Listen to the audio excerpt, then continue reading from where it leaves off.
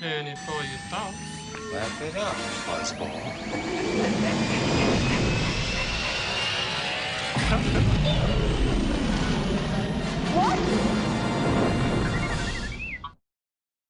Hey, everybody.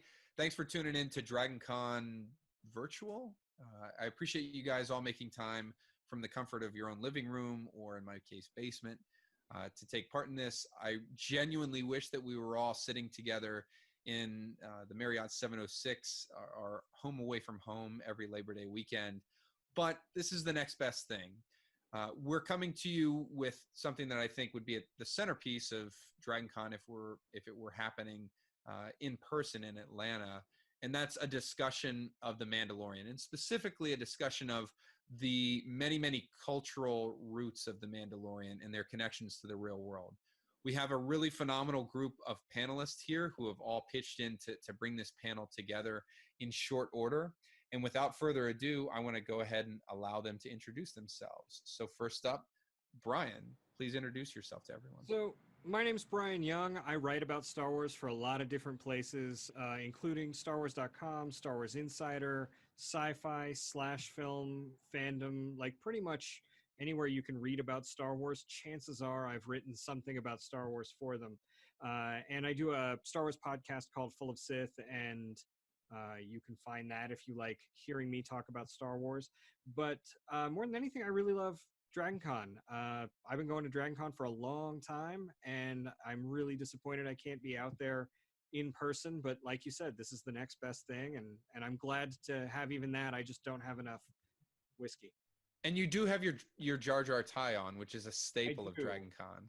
It is. It's just not the same. Not looking down to the other end of the panel stage and seeing that live. But oh well, next year. Tom, why don't you introduce yourself to everybody? Sure. My name is Tom Hutchins. Most people know me as Mandalore the Uniter. I'm the founder of the Mandalorian Works Costume Club. In my spare time, I build Mandalorian armor. I do a lot of tutorials and weekly live streams to teach people how to build their own Mandalorian armor costumes. I've traveled several different countries around the world, spreading the love of Mandalorians and how to build the costumes. So, it's probably one of my favorite real life things is bringing fans together over Mandalorians. So, this is a unique experience with this virtual Dragon Con. I've got about 13 Dragon Cons under my belt, so this is, I kind of miss seeing everybody that I would normally see there, there at the table. So it's new, but is what it is. Tom, I miss your costumes most of all, watching you all kitted up. You're like the Jocasta Nu of Mandalorian anything and everything. Well, it's a little bit lighter this year. I don't have to worry about marching the 2 miles in the parade, right? That's true, and 100-degree heat, no less. Alexa, why don't you introduce yourself to everyone? Hi, I'm Alexa Shipes, and I'm a history major at Oglethorpe University.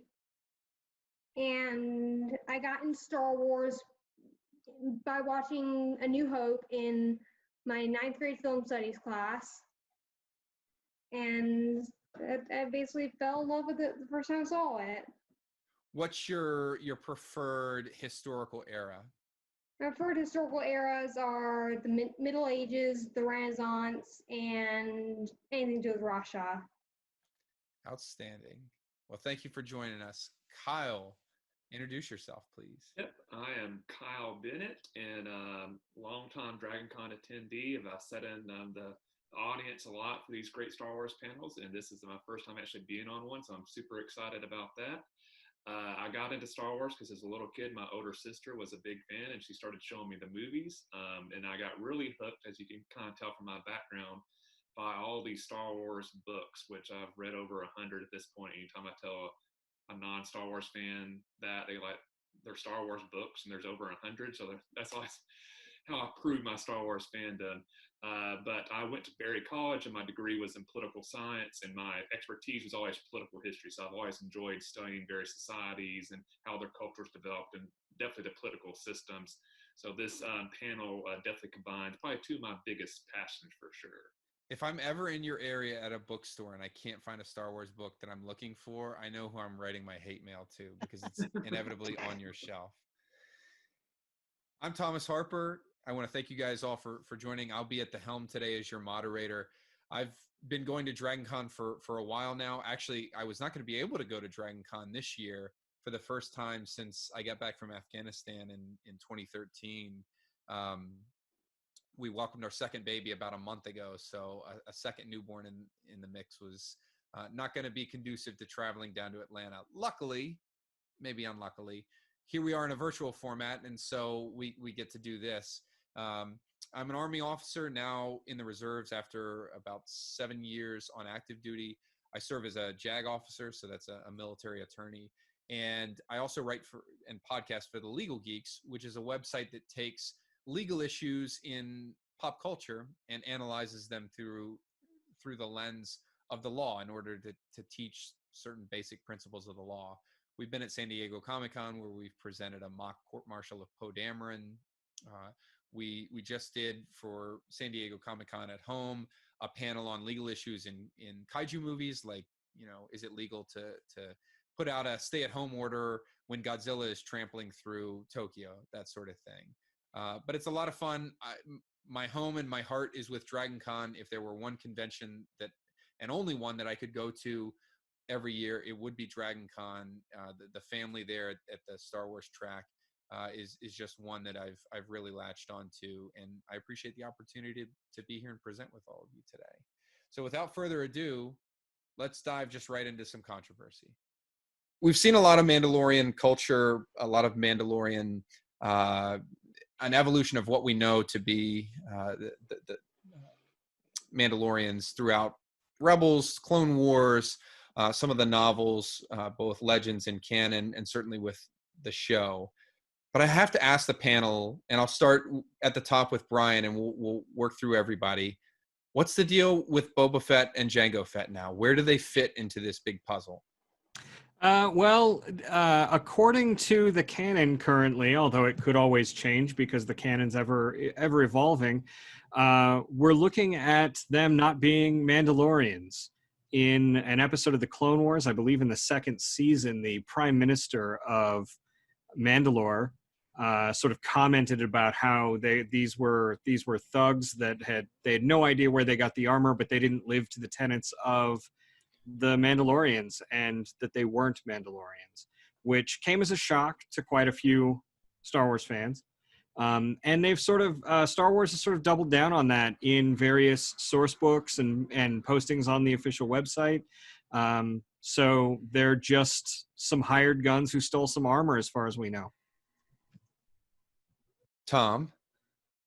Yeah, I think everybody likes to, or all the old fans, I should say, likes to kind of think that, yeah, they're still Mandos, but it's been beat into our heads here for the last maybe 2 or 3 years that they're definitely not Mandalorians. Now, I've heard a lot of different conspiracy theories, like why would Prime Minister Olmec admit to Jango Fett being a Mandalorian when the warriors aren't even on the planet? Blah blah blah. I mean, there's a lot of different theories that fans like to have about it, but I think at the end of the day, that Lucasfilm said they're not Mandalorians, so until that changes, they're not Mandalorians. Alexa, I'll go to you for your thoughts on it. Did you have any attachment to Jango or Boba Fett? Folks are sort of hot and cold on these characters. I don't find that there's any in between. I run hot and cold. I don't have any particular attachment to them because we didn't get to know them in the movies, and also because they don't have any real agency in the movies. Sure. Outside of anything to do with the main characters, he just gets killed he just get eaten by a Sarlacc, and Jango gets his head chopped off by, I forget, was it Mace Windu or some Jedi? That tees it up well for Kyle. Kyle, I have to ask you this question, and anybody else can feel free to chime in. There's a scene in episode 4, I think, of The Mandalorian, where right at the tail end, the body of Fennec Shand, the the assassin is laying there in the Dune Sea, and you hear some Spurs walk up to her. Is this Boba Fett's possible return to the universe? I mean, I definitely lean that way, that I don't think you would tease something like that without it being Boba Fett, because otherwise I think it's just it's a tease almost to make people mad. So I don't see the reason we do that without leading to a really big payoff. So if it's not Boba, I think it would have to be some other huge surprise and character that Star Wars fans are clamoring to see, and I don't see it being Grand Admiral Thrawn or something like that popping up randomly that'd make people happy. So if I had to bet on it, I would assume it's going to be a Boba. Then do we get a showdown between and a standoff between real Mandalorian and quote unquote fake Mandalorian? I think one thing to pay attention to is from the show The Mandalorian, right, where Din Djarin really talks about how being a Mandalorian is not necessarily a race, but it's a creed, and it's being part of this, being part of his group of Mandalorians that are observing the culture. And we haven't seen any of that from Boba Fett, right? Jango might have gone through some of that, but Boba Fett definitely didn't. He trained himself with the underworld. He trained himself with Aurra Sing and sort of led that life through the dark times as just a hired gun, as far as we know, without the benefit of any of that culture. And so I think that you probably could make an argument that because we haven't seen Jango's past, that maybe he is. But I think we've seen enough of Boba's to know that looking at him compared to the foundlings in Mandalorian, he's probably not. That's actually a really, really good segue, totally unplanned, but one that tees us up perfectly to get into the meat of this thing. And what I first want to touch on and throw to the panelists is the shaping of what we know as Mandalorians from, we'll call it the canon reset, but even before that, we'll talk a little bit about what we knew of Mandalorians in the EU and Legends up to the present. And I want to start, Tom, I'll toss this to you. But the Mandalorian was, and Clone Wars and Rebels and the Star Wars films were far from the only time that we saw Mandalorians depicted in the Star Wars universe. What can you tell us about where they've come from, where we saw them in the EU and in, now Legends material? Sure. Mandalorians had huge parts in a lot of the old Legends comics. There were several Legends book series written about them. Karen Traviss would have been really the author that fleshed out the culture in the Legends material, a lot of which has really made it over still to the canon, the new canon material. But I think a lot of what we saw back in those Legends days, the adoption of war orphans, the fact that it's not necessarily humanity as a race, they come from an alien race of 8,000 years prior to where we are now. So I mean, it's there's a lot of diversity there from in the old Legends that's kind of working its way up. So I think the evolution, as far as that goes, is just basically taking some of those old stories and trying to transition them over to canon as best they can, without without retconning too much of the new stuff. But I think it's actually been a pretty smooth evolution. In fact, some of the newest stuff we see in the Mandalorian really makes me the most happy about where things are going. But as a warrior culture, it's pretty much stayed the same. As a diverse group of civilization, it's pretty much stayed the same. So the evolution's been super smooth. I think that's a really important point, because this constant drumbeat that you hear from certain segments of the fandom is this sort of universal outcry about the departure, sometimes significant departure from stories that folks know and love. And it's good.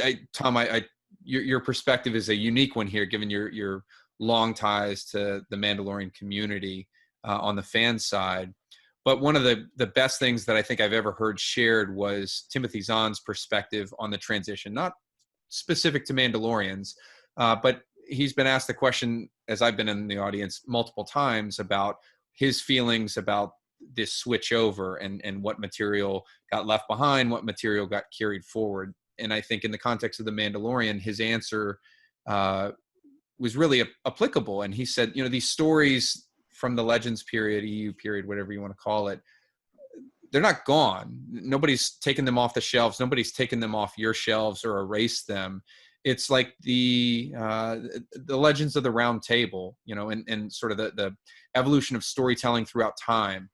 If you enjoy a story, if you enjoy that book that's on the shelf, there's nobody that can tell you that it's not valid and it's not real. And so it's good to know that there's a strong connective tissue with things that are being brought forward from Legends and EU in the current canon Mandalorian culture.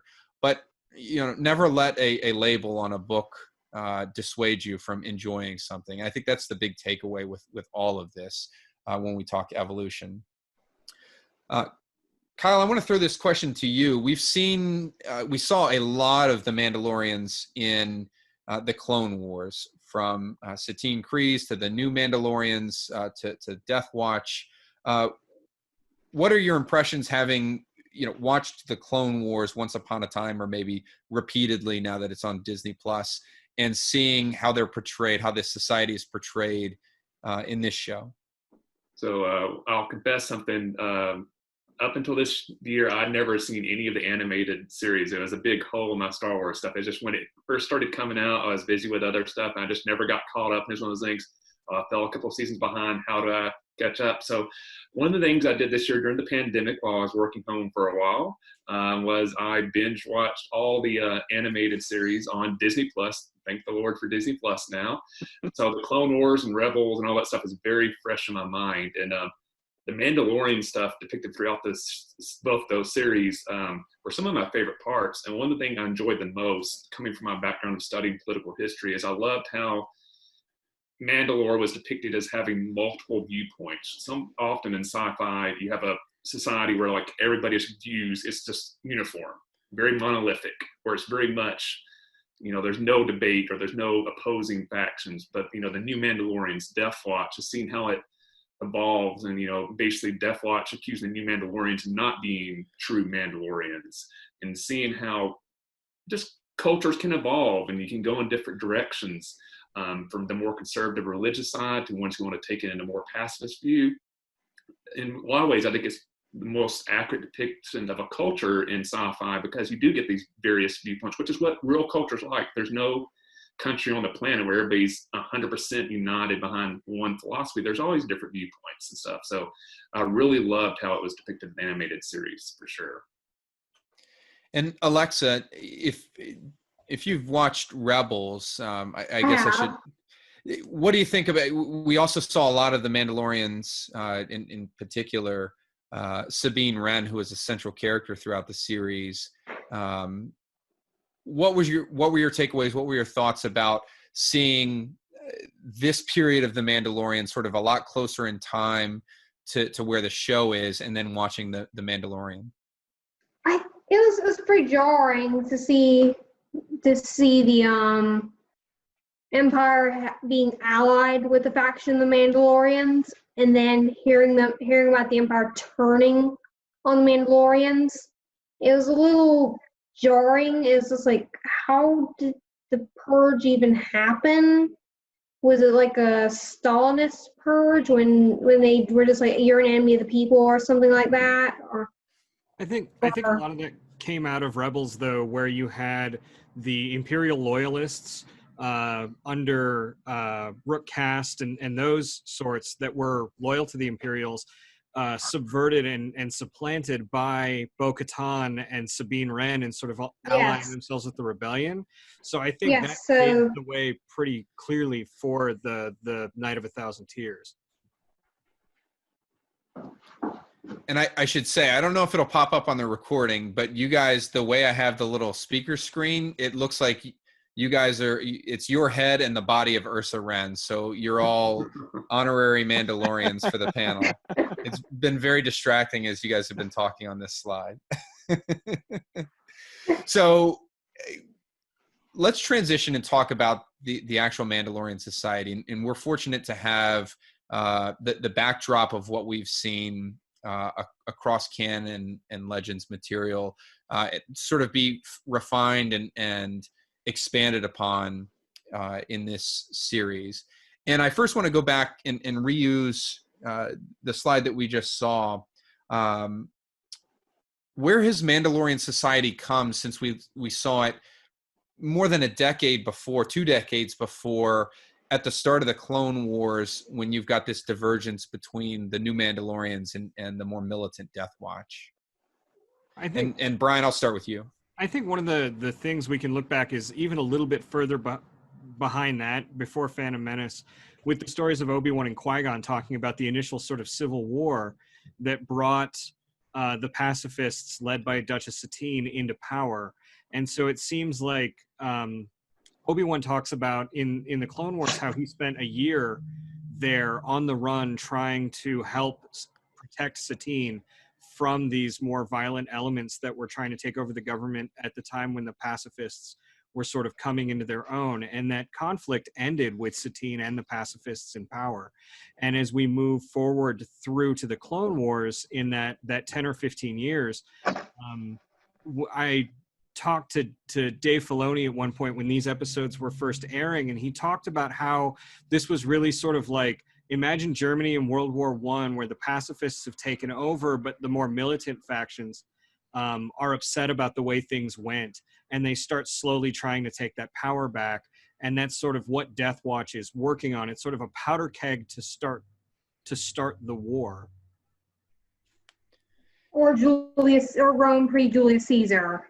Yeah, absolutely. And the thing that jumped into my head, and Kyle, I'll bring you on this one as well, is that shift in Mandalorian society almost, to me, evoked the post-World War II shift away from militancy and the Japanese culture. And we can, I think the discussion of how some of these things like Article 9 in the Japanese Constitution, or the Japanese Constitution as a whole, came to be is probably a separate discussion.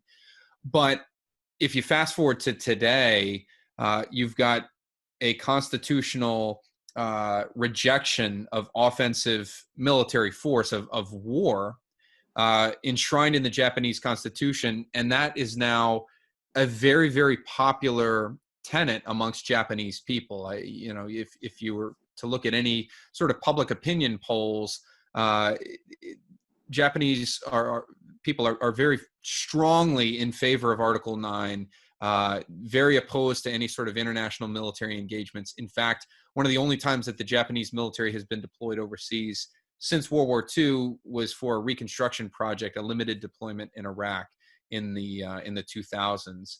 And that really evoked a lot of it for me. Kyle, what other connections did you see in real world history to this shift? Well, definitely, which has already been brought up, Japan and Germany. I think you definitely saw that, Germany post-World War I, as you mentioned, Japan post-World War II, we had these cultures make this dramatic shift and pivot. I mean, you see it baited, throughout American history as well, where we go through periods of, do we intervene, do we not intervene, in various societies, the debate around that. Another great example is Scandinavia. And Sweden was a very imperialistic military for a long time and dominated huge parts of Central and Eastern Europe. And now Scandinavia is perhaps one of the more peace-loving parts of the world. And the idea of Sweden invading Germany and Russia would almost seem implausible that their society would want to do that. I think the Japanese example might be the best, because it is a society that made a very quick pivot. It wasn't something that developed over a few hundred years. It was World War II, and then it happens instantly. And with the new Mandalorians, you do seem to have that happen after a civil war. You instantly pivot to this very pacifist society. That's not an easy thing to accomplish. And I think the Clone Wars does show that it's a hard struggle for a society to make that type of change and not be toppled by the ones they're opposing for that, which in some ways is remarkable that Japan has been able to make that transition so successfully that now, if you ask somebody that had no knowledge of World War II and like, here's today's Asian cultures, pick which Asian country was helped start World War II, some people would never guess Japan. You would assume like, oh, they probably never fought a war. They're like Switzerland or something like that. But that's not the case. So it's a very interesting cultural shift for sure. Alexa, you brought up the Roman Republic, and I want to ask your take, because the where we see Mandalorians in the show is very, very different from where we see them in Clone Wars or certainly in Rebels. I mean, this is a broken society.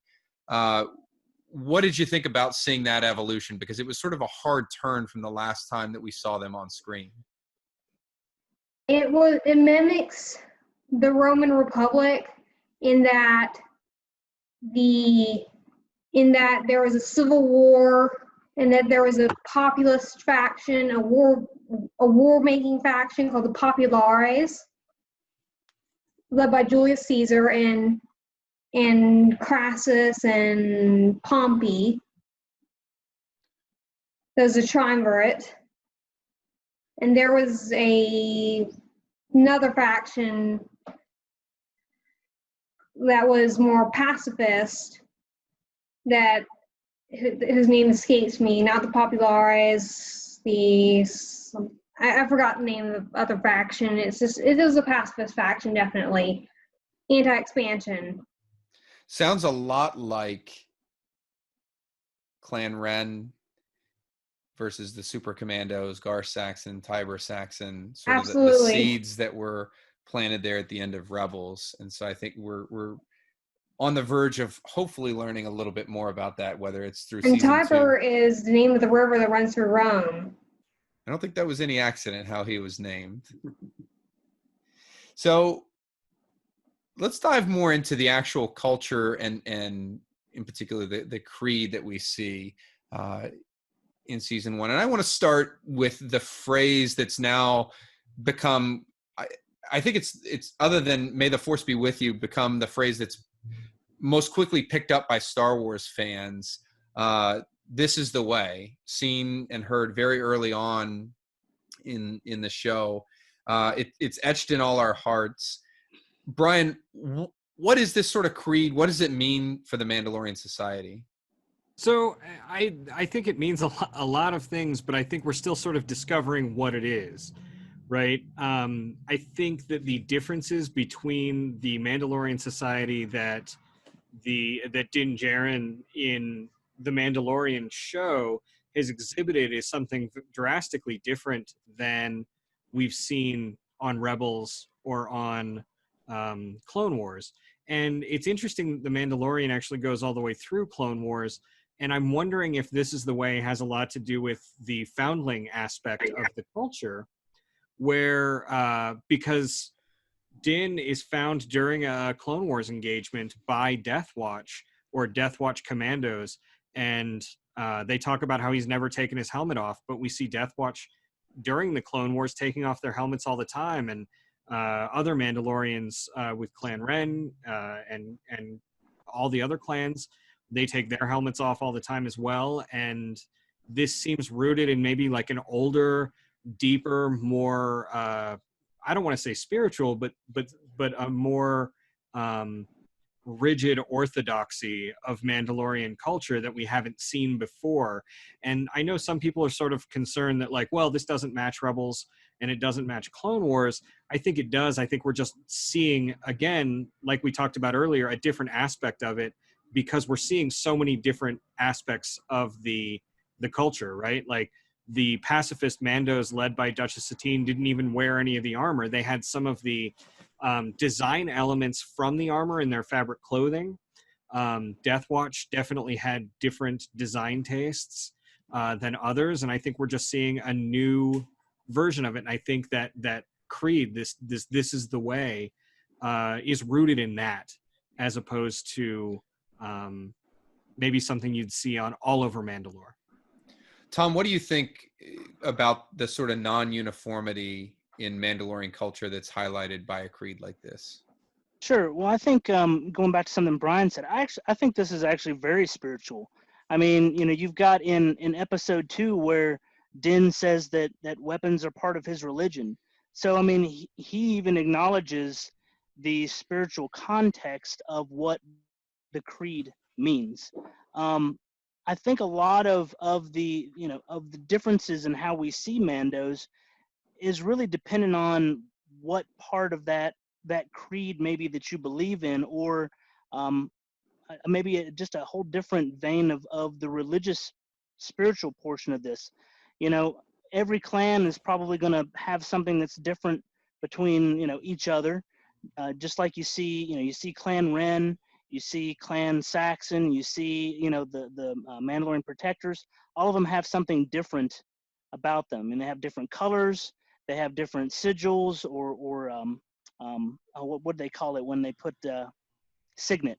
They have something different about them, and I think that is one of the sort of the core things that make Mandalorians so attractive to people as from a fan standpoint, is that of those differences, and the fact that you can still be a Mandalorian and have those differences in universe.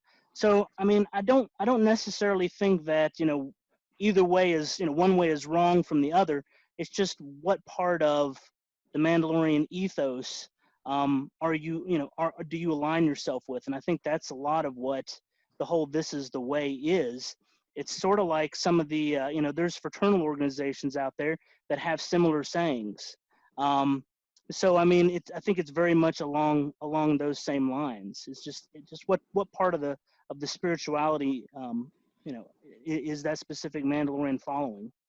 It says something about the power of this show that even these gifs or gifs, depending on how you say it, just make me want to abandon all of you and go watch the show. I'll just be in the background with it playing. Kyle, I want to talk to you.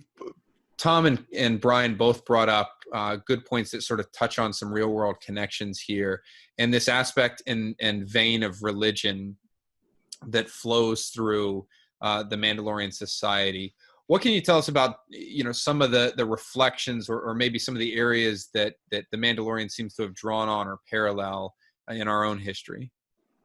Yeah, well, the one thing that came to mind, especially in the Mandalorian, the show, is the foundling aspect of it. In fact, he's a new member. In fact, one thing I'm very curious with that group is how many of them are foundlings. And one reason I'm kind of curious about that is a lot of times throughout human history, especially with religious orders, converts tend to take even more extreme views within the religion, almost to prove like I'm really a believer now. I'm whatever I was before, I'm fully in. They're so obsessed with the idea of being accused of not being a true believer that they become more hardcore than the people that have grown up in that religion. So like you see that a lot, and obviously this Mandalorian culture and the way they use religion definitely focuses more on a military wing. So as the images you have up, the Crusades definitely is a great example of that. But that's just one throughout religious groups that definitely use their religion to kind of build the perfect soldier in a lot of ways. Anything from even the English Civil War and stuff like that, where you have a religion you don't normally think of being war making, that for that period became a model army built on the Protestant church and stuff like that. And Alexa, I want to put to you, and I don't mean this to be too obvious a question, but how common is it throughout our own history to have an organization, a sect, resort to violence over religious beliefs? Very common. Yeah. I think we see that throughout history, and The folks Crusades, the Reconquista. And I don't necessarily think that the Mandalorians, wage any sort of war to convert anyone. I don't think we'd have a lot of evidence like that. These aren't the Crusaders that are going out and trying to change the galaxy to be, a unified Mandalorian kingdom. If anything, they're trying to stay insulated. Well, no, I think we do have some evidence of that. If you go back and look at like the deep Mandalorian history that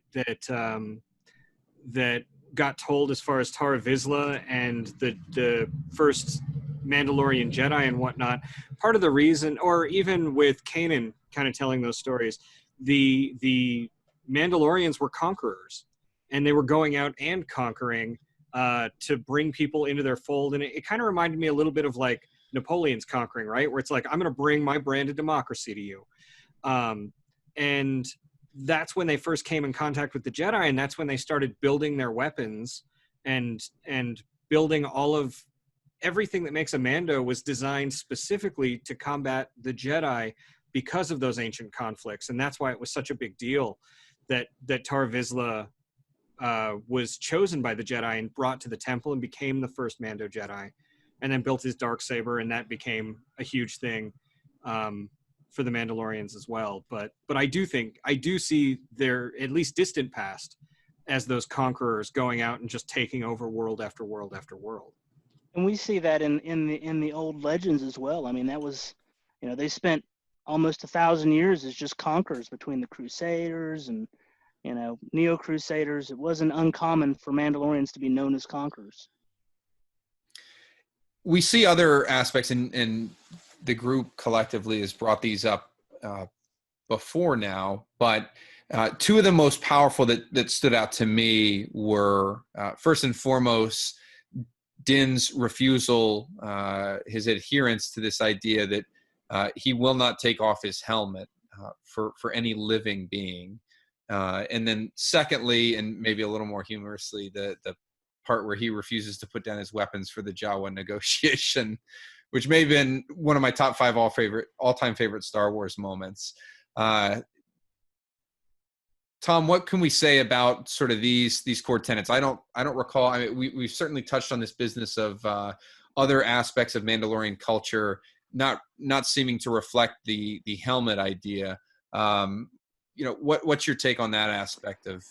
Sure. I mean, I think it was the line that the armor said during the whole helmet, the Paz Vizsla Din helmet fighting scene where she says, when you walk the path of the Mandalore, you are both hunter and prey. And I think that is, that is a great, I mean, that could almost be taken as some sort of Mando Bible verse, if you will. It's, I think that, they've got, at least these Mandos specifically, they have these tenets, this list of things. Back in the Legends days, we would have called it the Resonator, which was basically the tenets that Karen Travis wrote for Mandalorians back then. And then before that, you had the Canons of Honor, and you had Jaster Muriel's Codex. You had several different levels of these tenets that have been talked about since Legends material. So it was that this is something that has absolutely been brought over to canon. But it's what they live by. I mean, it's it's the things that guide them as warriors, as this warrior society, and I think based off what we've seen so far in the Mandalorian, so far this specific sect is very adherent to these tenets. So one of the things that interests me is if we see some Mandalorians who are left over from Mandalore, and what tenets do they follow? Because we don't hear about any of that in Clone Wars or Rebels. They don't talk about tenets really in there. So I think that's one thing that really interests me is where's the divergence in those tenets. Yeah, I think one of the most powerful aspects of it that stood out to me in Rebels certainly was this reverence for the Darksaber, for that symbolic representation of their culture and the passage of power in their culture. One of the most powerful episodes of Rebels was the one where Sabine squares off against Kanan training on the Darksaber. And there's just this incredible energy to the scene. There's this reverence as she and he square off, and you see some of those old flames come out, even though she didn't fight obviously any of the ancient wars that Brian brought up, that sort of simmering cultural antipathy comes out, and I love that we've seen that carried forward. And Tom, you bring up a really good point about warrior cultures, warrior-centric cultures, and I want to ask Kyle. Certainly, there have been a number of, I would loosely quote them as warrior-centric cultures. What can we look to in history that is a reflection of what we see in the Mandalorian culture from that aspect? Well, I think as way is depicted in the show, probably the group it reminds me the most of is the Spartan culture, where it's just so much built around war and that martial sense of the society, and how it's in some ways very insulated, very mysterious. Outside groups have a hard time understanding their extreme measures they'll go. I know I've recently read a book about ancient Greece, and that's one thing they always talk about. The other city-states were utterly befuddled by Spartan culture. They could just never figure it out. And I think the same way you see on the show, where you have that conversation with Cara Dune, where she's completely surprised that she finds out he can just take the helmet off and there's no punishment. He just can't be part of the group anymore. Well, just take the helmet off. What's the big deal? And I could easily have seen that same type of conversations happening between somebody living in ancient Athens and Sparta as they talk about it. It's like, why don't you do that? And the person from Athens being utterly befuddled by what the person from Sparta says when they explain the links they took their culture, how they stress making the perfect warrior in a lot of ways.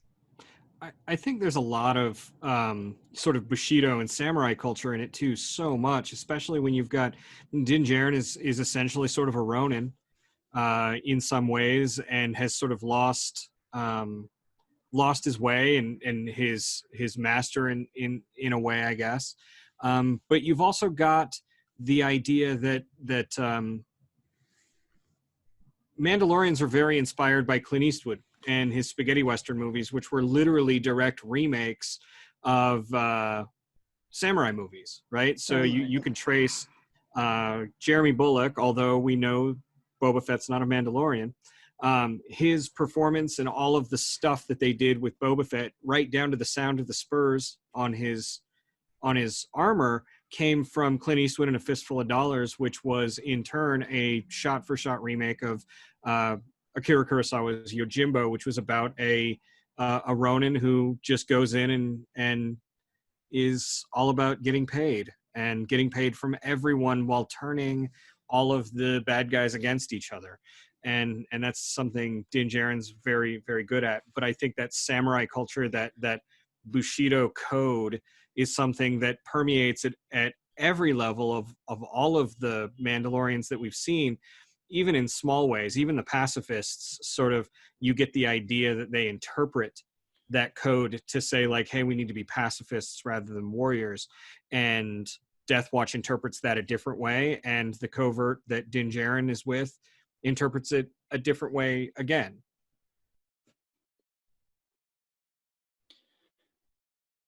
Brian, yet again, you bring up a very good segue to lead us into talking about this clan structure, something that we uniquely saw here. We certainly saw the divisions of Mandalorian families, for lack of a better term, into clans in both Rebels and Clone Wars. But here we see it in a unique light, to say the least. And Brian, since you were the last to tee this one up, I'll put it to you. What is, how do Mandalorian clans work that we know? What is this covert that we see in the show?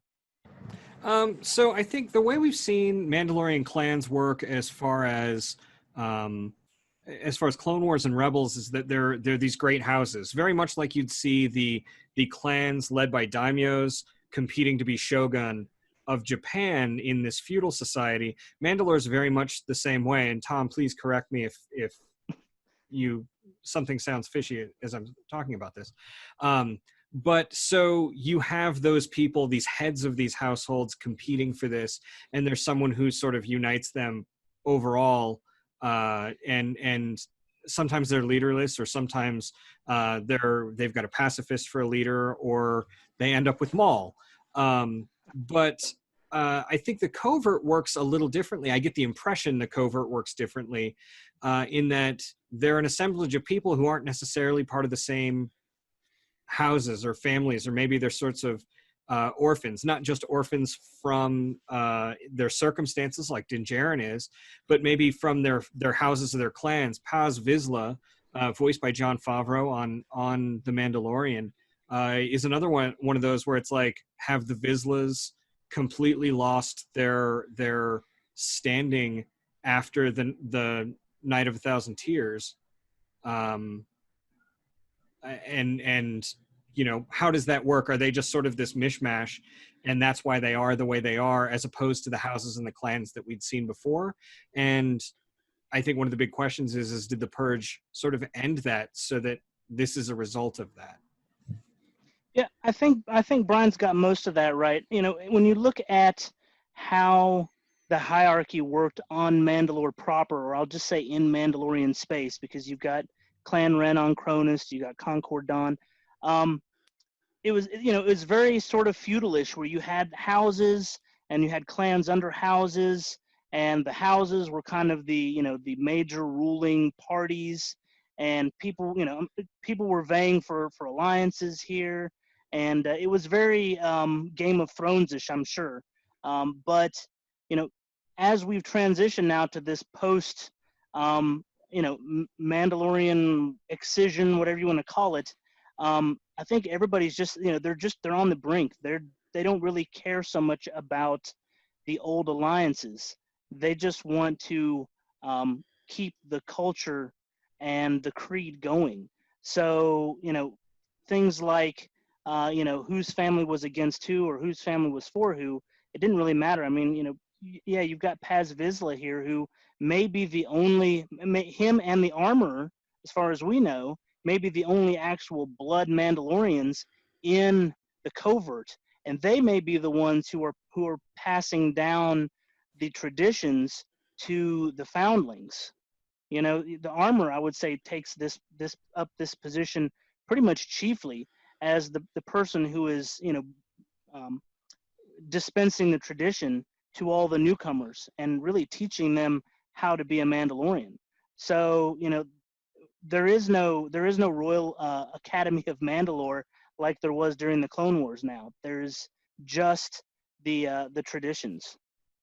And what's phenomenal is clearly there's been a seismic shift in at least this segment of the Mandalorian culture post Purge, and in spite of that, as Tom, you put it, teetering on the edge, they still adhere to those core tenets. The standoff between Paz and Din there in the covert, where the armor intervenes and sort of lays out some of their core tenets, and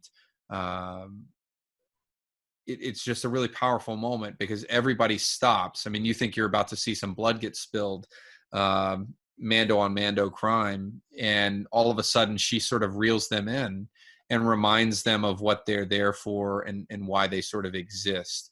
And they immediately back off. And, you know, we'll get into this in a bit, but even though Din has to some extent strayed from whatever path he was on pre-purge or pre-collapse of the Empire, he still adheres. There's a strong bond to those core tenets of their society, and that's one of the most fascinating aspects of the show for me. Alexa, I want to put to you, and this may be a little bit of a tough question because it's almost pure speculation. Who is the armor? Who's Paz? What's their role here? How do they fit into the covert, the clan? What'd you think? I mean, I don't know. I don't know who they. I mean, Paz. He's a Vizsla, so he might have those connections to Death Watch. There were rumbling rumors, and Brian, Tom, Kyle, feel free to step in, that the armor could be Ursa Wren, Sabine's mother from Rebels. I don't know whether I've heard that. I've heard it could be Rook Cast, since we see her fly off at the end of Clone Wars there without Maul. I think if it were Rook cast, though, they would have had the voices match, and they would have either brought Sure. Vanessa Marshall in to voice her on the show, on the live action show, or bring the person who did the voice over to this latest season of Clone Wars. They're really good about matching those voices, which is the only torpedo I can find for that theory. But otherwise, I like it. As far as who they could be, I think I would not be surprised if the armor was a new character either. And part of that is because this covert, like this group that Din Djarin's been part of, has been around in one way or another since the Clone Wars. And there's not a lot of characters that we saw that were off the map enough to be nurturing Din in this way on any of the shows so far. So I wouldn't be surprised if it was a completely new character. Quite frankly, I hope that's what it is. While I like connective tissue, there gets to be a point where solid connections like that, or just roping in characters that we've known and loved from other shows, gets to be restrictive from a storytelling standpoint. And I think I agree. The great thing about Mandalorian, and hopefully you'll agree with this as well, Alex, is that it showed the power of the power of fans to be able to attach to brand new characters. You know, we don't know anything about their backgrounds. Nobody didn't like Din Djarin because he hasn't been seen before. Everybody seemed to glob onto him and the child as well. So Yeah. I hope that's the case for these two. Go ahead. I was saying I agreed. So, Alexa, I'm going to keep you on the hot seat because my next question for you, and one that I meant to add on to the last question about the armor, is her role within the covert, and more broadly, the role of females in the Mandalorian society, and your take on that, especially as it pertains to what we've seen throughout history. It's a very matriarchal society, or at least matrilineal, that is as inspired by the ancient Egyptians, who gave women a lot of power. They had female rulers, female pharaohs, not just Cleopatra. They had a female pharaoh called Hatshepsut. They also had 2 other female pharaohs. The Venus figurines on the right, you can see on the right with the stone figurine. Those were either goddesses or something like that, and they were often found in Ice Age burials, which points to a Neolithic great goddess.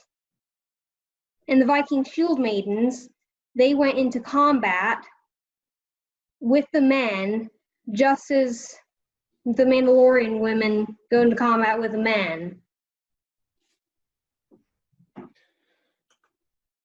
I really loved Ursa Wren and her relationship with her husband, actually, and the way she was very much in charge of the family, and Sabine's father was just the artist. That was really very pleasing to me.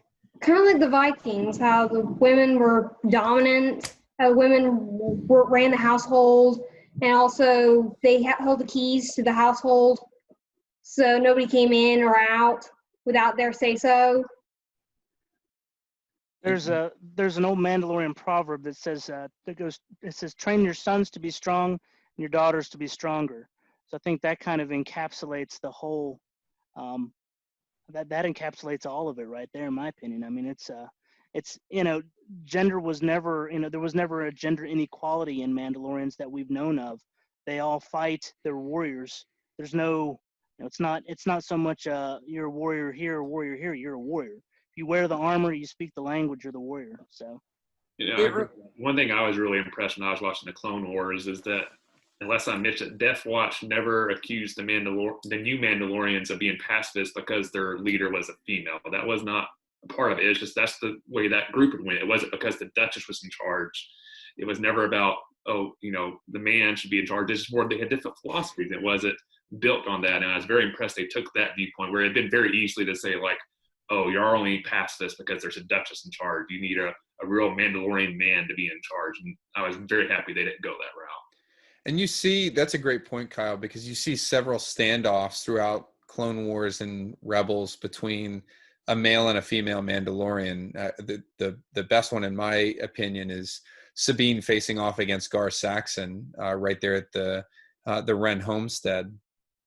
There's no statement by Gar that she's somehow not his equal or anything like that. Even you rewind a little earlier in the series when Fen Rao faces off against Sabine. There's no vein of sexism there. It's just warrior on warrior, and may the best warrior win. We And later in the series, just Sabine, where basically the new leader, who I just forgot his name, basically acknowledges she's smarter and she's the only person that can understand this new weapon that she's created. So yeah, it's very much built more on talent and skill versus your sex.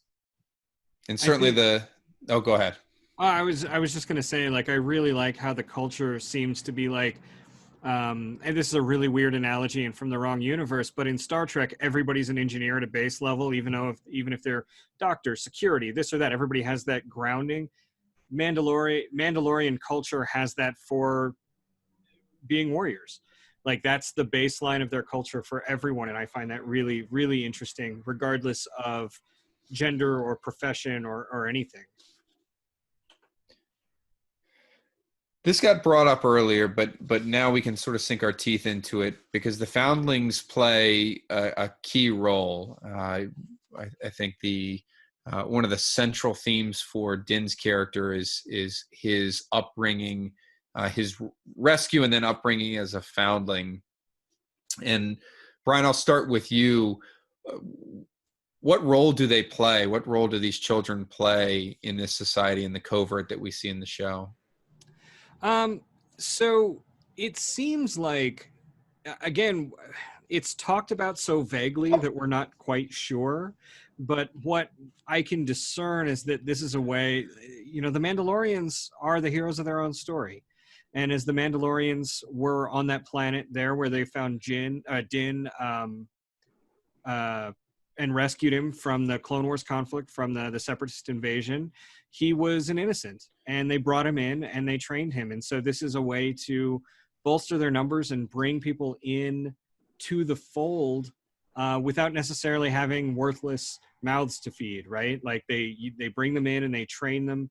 And Din, it seems like, feels very, he's very concerned about the plight of those sort of foundling orphans, which is why he gives so much of the Beskar that he wins to that cause. And that's why ultimately I think he wants to take the child back to his people, because he's very much, he identifies in that. And the purpose of them, I'm not quite sure we've discerned yet, but I think the reasoning behind them is very much that the Mandalorians are, for all their warlike ways, compassionate, especially toward kids. And this is not really a new idea either, about Mandalorians adopting the war orphans, so to speak. Now, that's another thing that was brought up. In fact, that was really the last thing that I was waiting on to be brought back from Legends. Really was the biggest thing. That and alternate species being Mandalorians.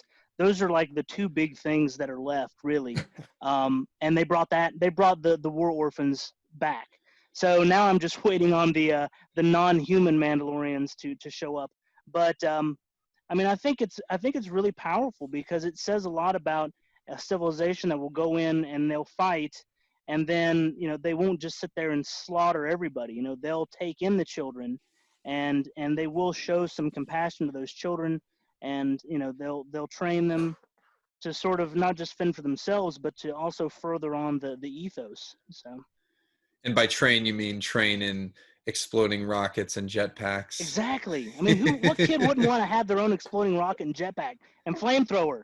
Yeah. Come on. I would very much like a remake of Leon the Professional, but with just Right? Din and the child. Yeah.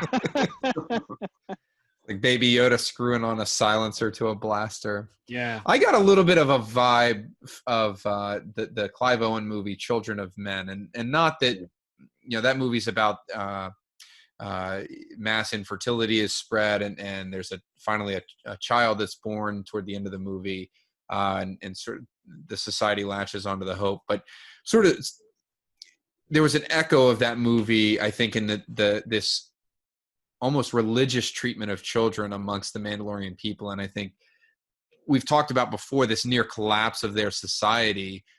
This is the literal future, whether it's an adopted child that was rescued from some horrible situation, or a child born of the covert, from Mandalorians that are part of a clan.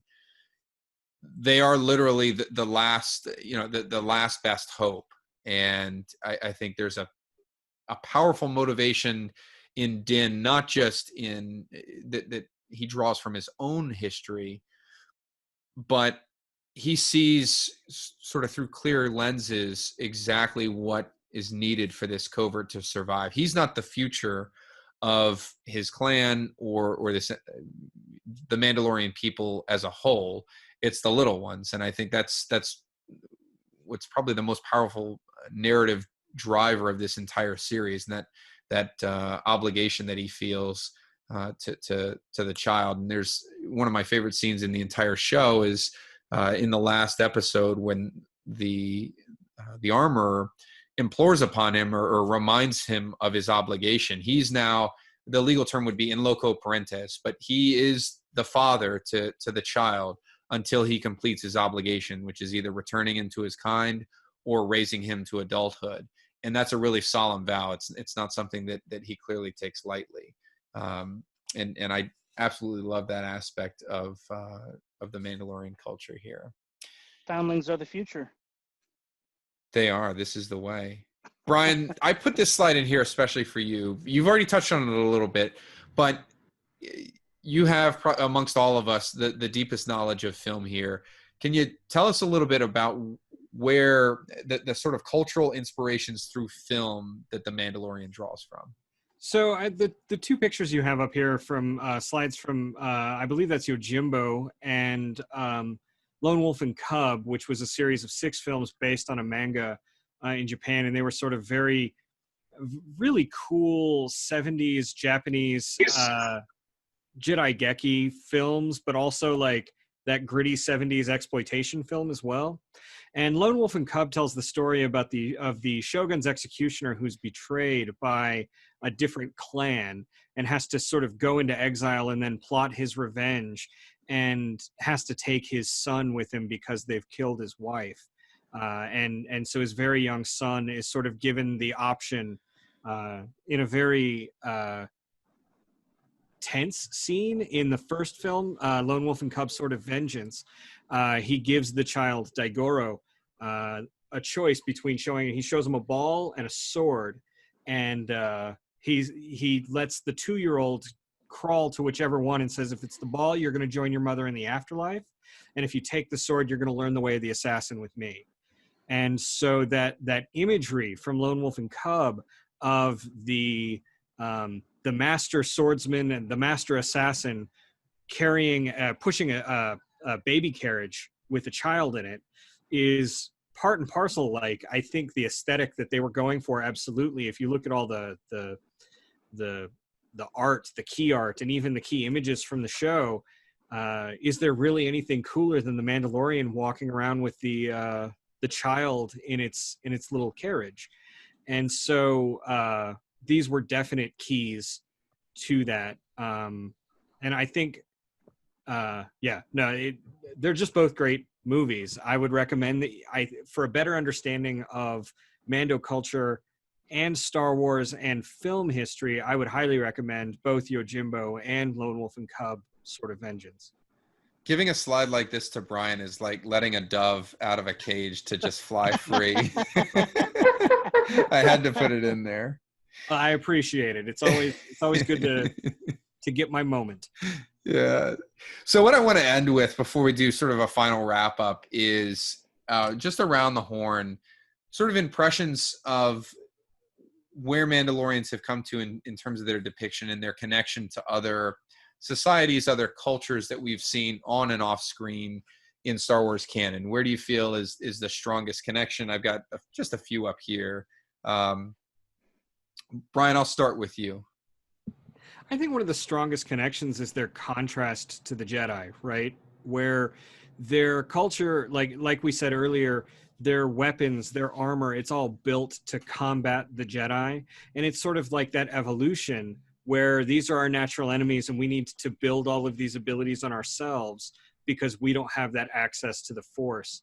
And I think that when you look at Mandalorian culture and you look at Jedi culture through the history, they're opposites to create equals, right? Where they're trying to match each other, or at least the Mandalorians are trying to match the Jedi. And I find that very interesting. And that was also why I found it so sort of shocking that Din had never really heard of Jedi, especially as a kid growing up in the Clone Wars and having witnessed battles with separatists, that he'd never heard of a Jedi really before was sort of shocking, especially since fighting the Jedi so ingrained in Mandalorian culture. Tom, what about you? I think Brian kind of crushed it for me there. Yeah, I mean, I agree with Brian completely on this. I mean, they are kind of set up to be, you know, I don't want to say a Jedi foil, but they are, you know, set up to be sort of adversarial to Jedi without the Force. And I think that's important, at least in Star Wars, because not everything can, you know, and this is more of a personal feeling here, I don't think everything should necessarily revolve around who can and can't use the Force.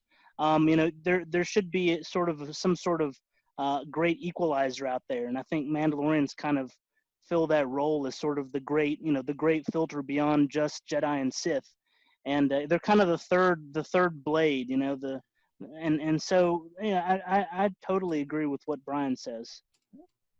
Alexa, how about you? They just took my words. I don't have much to say on this. That's all right. Jedi's a very good comparison, and Brian put It it is very a pretty good comparison. Yeah. Kyle, how about you?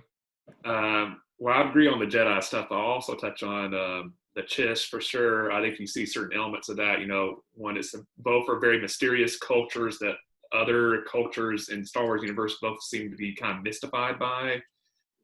The Chiss, the way they're depicted, are always very centered around military prowess, much like the Mandalorians. All the Chiss tend to operate as more traditional armories versus the Mandalorians more unconventional warfare. And then at least in a lot of the Thrawn books, you see that tension in Chiss culture where Thrawn represents one side that believes in intervention to help save the Chiss, and the other side are very strictly, we're pro-military, but we only attack if we're attacked first. And you have that tension, and a little, you know, different debate, but similar to the new Mandalorians and Death Watch, where you do have these different viewpoints of how the culture should go, but at the same time, both are kind of embracing that they are a warrior spirit. So it's not a perfect comparison, but I definitely think I think Thrawn would feel very at home with the Mandalorian, which I think is why, at least in Rebels, he was so fascinated by a lot of the artwork of Sabine that, you know, I think he could connect to that Mandalorian culture very easily. When there's that good connection between the use of child soldiers between the two, but I won't get into that. I will briefly say that I like the parallels to the Night Sisters and Mother Talzin at the head, that the group from the Clone Wars that we see pretty extensively. There are obvious differences in the two cultures, but at the core, you have a very tight-knit group of sisters, as far as the Night Sisters go. They're bonded by blood, in a sense. They're bonded by a virtual religious adherence to magics, and sort of a powerful leader in Mother Talzin and Mother Daka. They have a very strong sense of bondage to their ancestral roots, and I think you see that depicted in a great way in the Jedi Fallen Order game, when you get to go around and get killed repeatedly on Dathomir. But those roots run deep, and I especially like the comparison between the Night Sisters as we see them toward the end of the Clone Wars, and even in the Jedi Fallen Order game, and the Mandalorians as they exist in the show, because you've got two cultures that have been wiped virtually to the brink at a certain point, and obviously the Night Sisters take a much harder fall at the end of the day, thanks to the Grievous and the rest of the Separatists. But there's this circling of the wagons and this continued loyalty to their core tenets that you see exhibited through Asajj and some of the other characters. And the fact that they're both matriarchal. Absolutely. I think it's interesting too how their societies intertwine by the end, especially after Maul's capture in the comic book, the last canon Dark Horse comic book, Maul, Son of Dathomir, where their fates are sort of interlinked with Maul's fate, the Death Watch loyalists that are loyal to him, and Mother Talzin working on her resurrection. That they're all sort of seeing that writing on the wall and coming together in really interesting ways. Absolutely. And then it pays off so sweetly for Gar Saxon and the rest of them when Maul just sits there and says, nope, bye-bye, thank you for your help, and then abandons them right before he gets captured. Well, I want to thank everybody for tuning in. This has been a really, really great discussion. I really genuinely appreciate our 4 panelists here. For those who are watching, you have no idea how quickly this panel came together. That was in no small part because of the hard work on the part of all of our panelists in chipping in, getting together rapidly an outline, helping get this presentation shaped up, and then making time, most importantly, to do this. Everybody's got busy schedules and everything is haywire in the world of COVID right now. But I hope that you all have enjoyed watching. Please reach out to us on social media, connect with each of us. I think I can speak on behalf of the group in saying that we would love to talk to all of you, even though we can't do that sort of great Q&A that always exists in 706. We'd love to have that experience online in the virtual world, so to speak. So thank you very much.